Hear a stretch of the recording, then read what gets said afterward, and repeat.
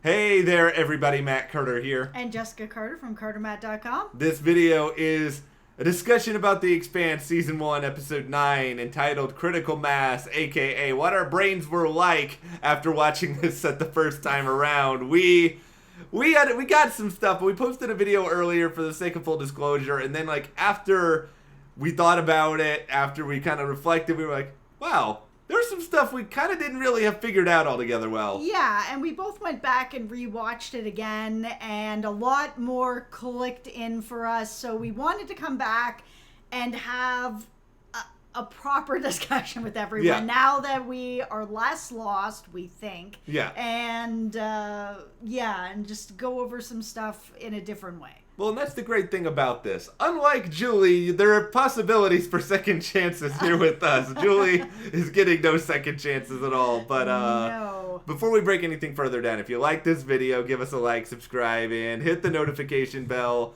so you don't miss any more updates. You know, the more that we know now, I think it's more and more clear to me that this episode, it really is the Julie episode, even if Absolutely. Julie is not in every single scene. No, and it was good to finally have an episode where we learned a bit more about what Julie's journey was from the beginnings of her relationship with her dad and how she moved away from that and moved into OPA and everything that was happening, getting her to the Scopuli and to the Anubis and then leaving, going to Eros and all of that. So now that we kind of have followed this journey of how all this happened, it's more understandable of how she did end up dead.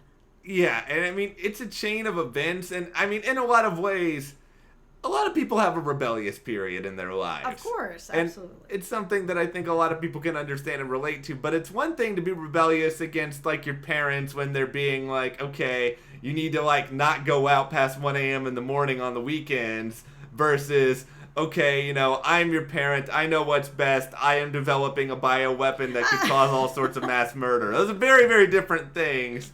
And it seems like Julie's rebellion is sparked in part by the fact that her dad here, Mr. Richie Rich of the entire galaxy, is doing some shady things. And while she may not have known exactly what he was doing, she clearly wanted to be part of something else and something that she felt was going to be making a better life for other people. So while she may not know what he was up to, she knew that he was doing some kind of shadiness, and that whatever that was, the Belters or the OPA, may be able to figure out what to do with that if they could get their hands on whatever it was. Whether it is a weapon or a person or whatever. I don't know that she knew exactly what she was getting herself into, or she probably would have never stepped foot on that ship. It's sort of like the horror movie where we all know there's something really terrible in the house, but then you see the person going in the house and you're just yelling, don't do it!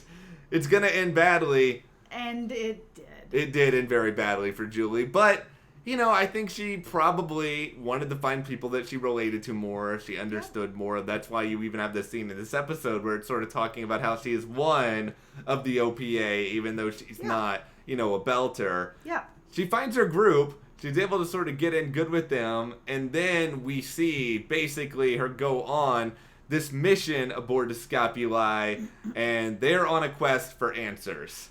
They are, and they want to know what's going on with whatever it is her dad is doing. They finally figure it out. They get on there. Everybody's getting killed by, her father's henchmen or scientists or whoever he's got on that ship. Of course, not her, because they're going to see her and be like, that's a problem. It's the boss's daughter, so just put her in this hole, and we'll come back to that later. But of course, the blue goo has taken over, and yeah. So it was a cool journey to go through that a second time. As we said, we watched this a second time to look at it bit differently where, like we said, the first time we watched it, we were kind of confused on what was going on, how all the pieces were fitting together. But watching it that second time and seeing it all fit together a little bit better. Yeah, and I think to me what I like about all of this is that, I mean, there is a certain degree of curiosity with Julie as a character, but I think it's also just personal, that I think when you kind of strip everything else away, this was sort of a story about someone who was really just trying to find herself and find her own sort of place within this world, and she just sort of gets in completely over her head and gets mixed up in a situation where, who would have thought that being in the space brig and eventually coming into contact with this would lead to what it leads to. Yeah, and it's especially interesting how it all kind of fell into place, because it feels like now on rewatching it that there were a lot of coincidences that just kind of fell in for Jules, because when she left the Anubis and she jumped in the little burner ship and was like, I'm going to get to what's the closest, I'm going to go over here. She just happened to end up where he was going to be doing whatever he was going to be doing with all the blue goo. So we had Holden and his crew blow up the Anubis and all the blue goo with it, or so he thought, until they found Julie. And then it was kind of like, hey boss, I got kind of like this good news, bad news situation going on here. We found your daughter. She's not with us anymore. But your blue goo is. So good news, bad news. Can we go back for a second and talk about how fantastic the term burner ship is? Like, that needs to become a part of all vocabulary from here on out. But yeah, I mean, there were certain coincidences that end up sort of tying everything together. It's a good thing, at least, well, it's a good thing for Jules that Julie ends up on Eros. Maybe not a good thing for basically anybody else, because... Yeah, because, I mean, that seemed to be the plan the whole time, that Eros was going to be the place that he was going to do whatever it is that he is doing there right now. Yeah, and I mean, it just so happens, it's an interesting sort of what-if scenario to play out here, is that what if Julie ends up somewhere else? Yeah. Do other people end up getting infected that way? And does this spread out of control in a way that even, Jules cannot predict?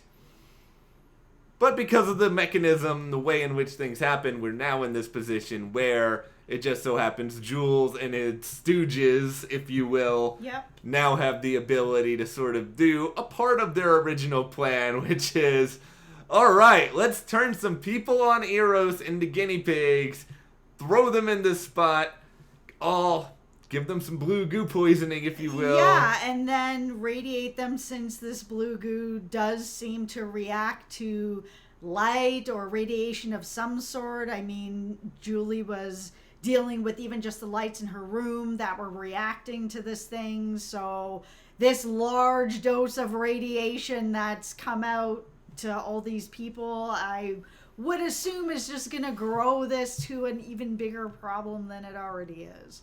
And I still don't necessarily know what the end game here ultimately is. I mean, is Jules trying to start some sort of intergalactic war? Is this going to turn into the Walking Space Dead, and we're going to have blue goo zombies running around everywhere? Maybe he's trying to create a weapon to make himself richer, sell it to the highest bidder? Yeah, I mean, bioweapons, I would at least assume within the world of the Expanse would be extremely powerful, because it's sort of just like, okay, here's something that can be dispersed quickly.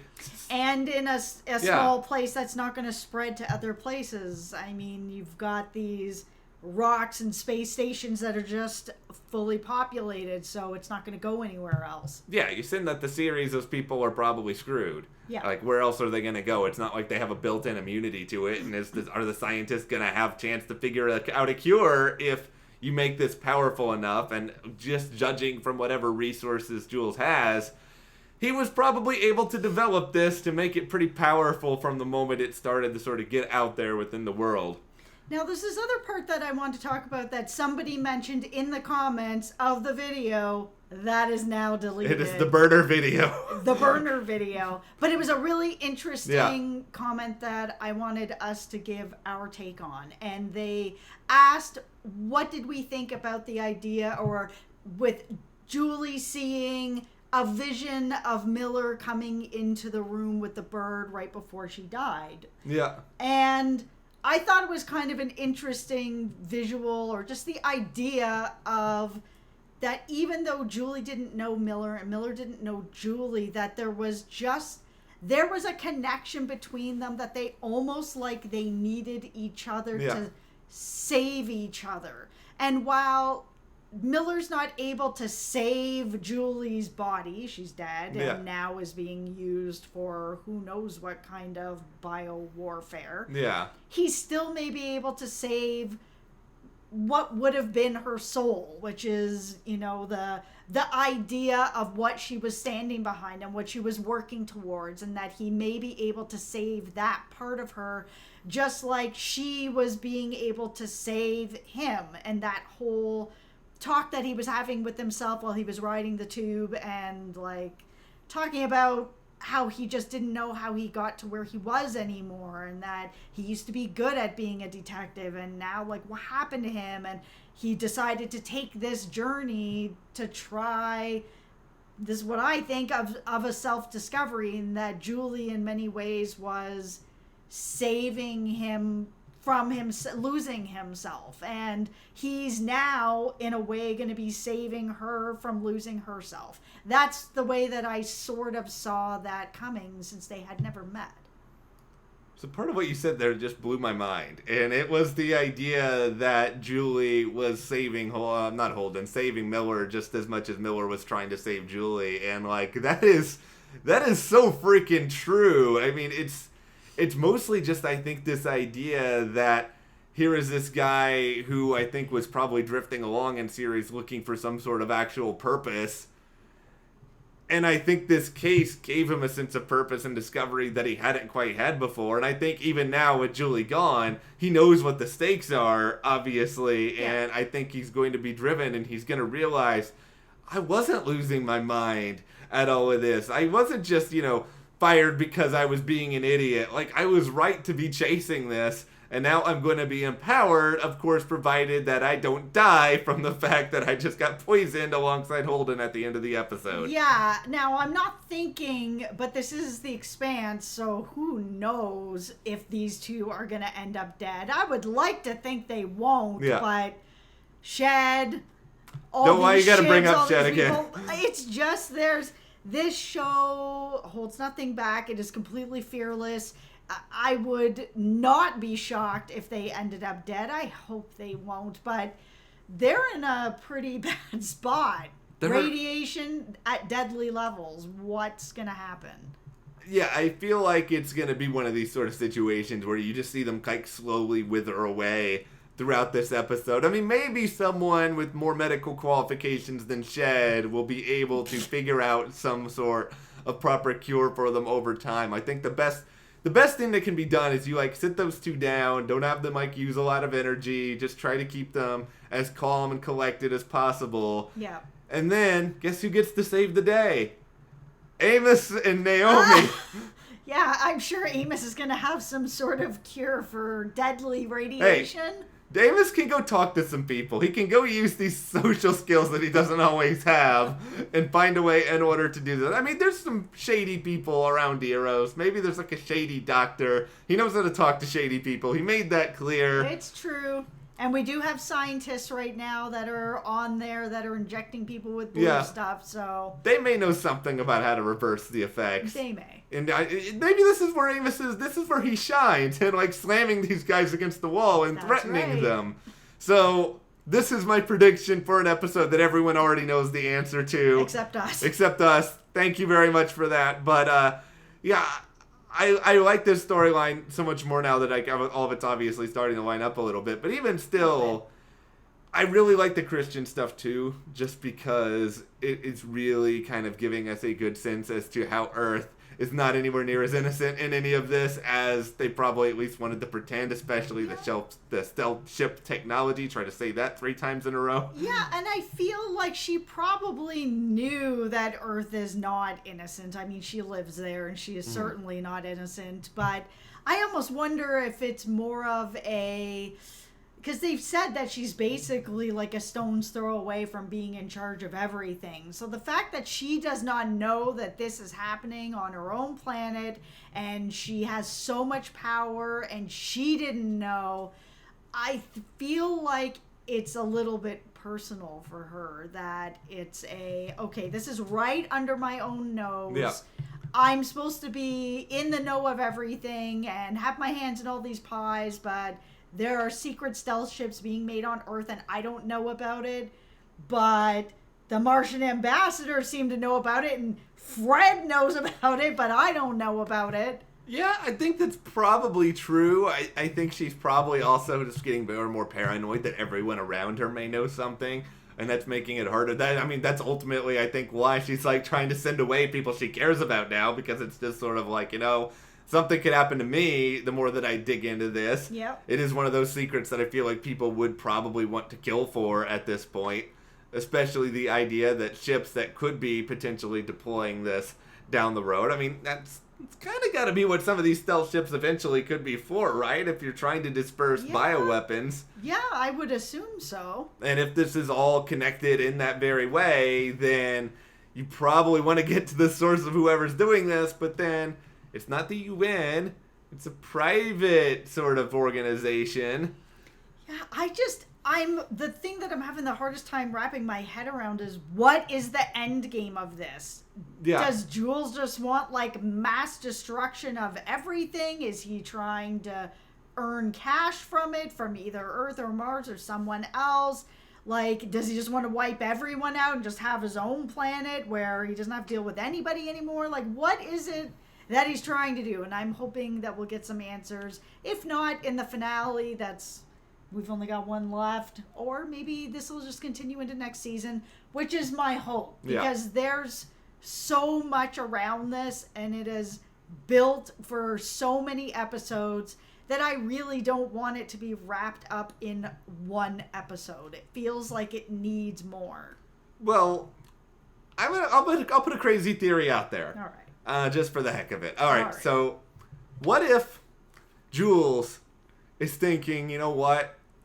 I want to get rid of a lot of these stations, get rid of some of these belters, and then I'm going to make my own station and call it Jules Station. And at Jules Station, I'm kind of joking, but kind of serious, because at Jules Station, he can create the rules, he can profit off of everything, he can make everything into his own little sort of world, and this guy seems like the sort of guy who would be really down to create his sort of own utopia. But I think the only reason my theory may not work is, can't you still do that and not kill all the people in the belt? I feel like he's rich enough and clearly powerful enough to be able to do that. Yeah, so I don't know exactly where he would get with that, unless he wants everyone to just destroy each other, and then he can sort of pick up the wreckage and then mold the wreckage into something he sees fit, because maybe he's not so wealthy that, like, the entire solar system he cannot fully control or create from scratch. But I think it's pretty clear at this point, it's going to be a good finale. It feels like this is the first time, and to be fair, I've only seen Jules on the show, like, through video chat a couple times now, and I know I've heard everybody in the comments and people saying that there are no villains on this show, but Jules is starting to look like that to me. I'm just going to put that out there. I don't know enough about him yet. I haven't met much about him yet, but as far as villains go, this is... He's villain-esque. Yeah, he's dipping his toe in that pool where it's like, I'm going to shed a tear for my daughter, but take that blue goo out of her and let's kill a bunch of people. Yeah, why not? Let's just have mass murder. That's fine. That's why I'm very curious to know, what is the purpose behind killing people? What are these experiments for? Are they experiments? Is he just killing people? Like, I don't know what's happening yet. No. But maybe the finale will give us some answers. And if not, Not then. We have season 2. We still have an opportunity. And season 3. And you and I still have a good bit to get through before season 4 comes up in December. Yeah, we got our work cut out for us, but we're going to make it happen. Yep. And, of course, we want to know from you guys, and possibly again, if you watch the first edition of this. Yes, I will apologize, guys, for everyone that left us comments, and we thank you for leaving us comments, and please come and talk to us again on this video. We are thrilled that you have taken the time to watch this video a second time and come into the conversation with us. When we're a little more prepared, we are going to make sure that we are a little more prepared in the next videos going forward, so we do not put you through this again. Yeah, we just didn't want it to be too confusing to have 2 different videos up on the same episode, and then people maybe watch it for the first time. We're like, where do I go with this? So, but yeah, thank you guys for your thoughts throughout this entire season, and we will see you. Oh, actually, before we go, if you did enjoy this video, give us a like, subscribe, and if you want to support us more, check out the link in the description to the Carter Matt store, and we'll see you here next time.